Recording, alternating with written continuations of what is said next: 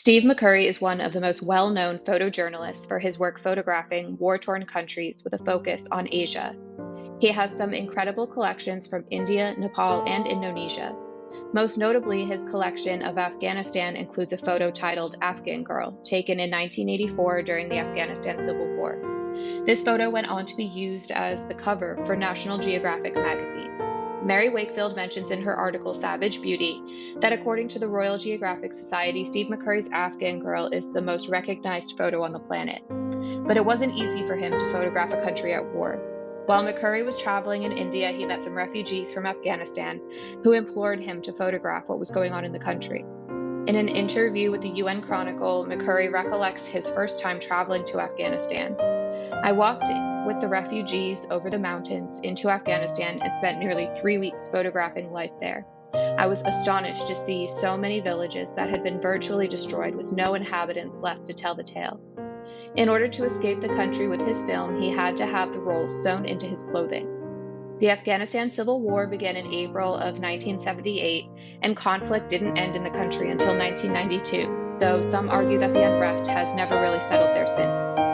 According to the Encyclopedia Britannica, during the war, the Soviets attempted to eliminate the insurgency's civilian support by bombing and depopulating the rural areas.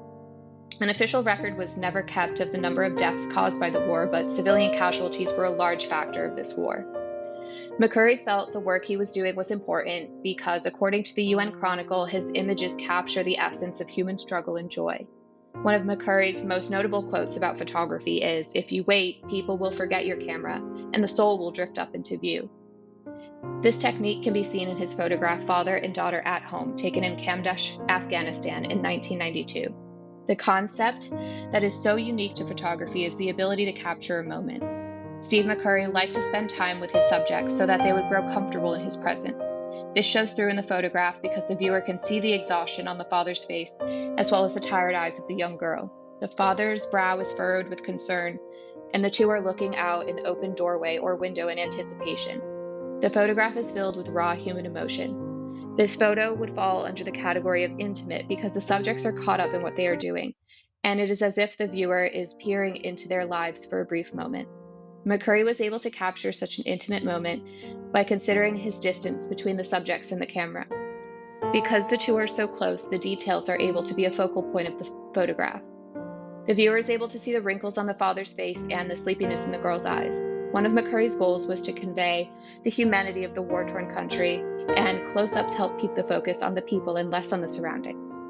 Even though the focus is on the people and not the carnage, the photo still has a very dark, eerie feeling.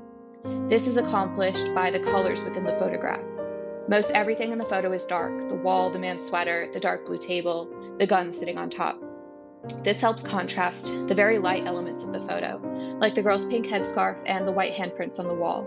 The overall mood of the photo is very somber, with dark colors and hints of playful innocence in the girl's bright pink scarf, but mysterious tension from the white handprints on the wall against a dark background.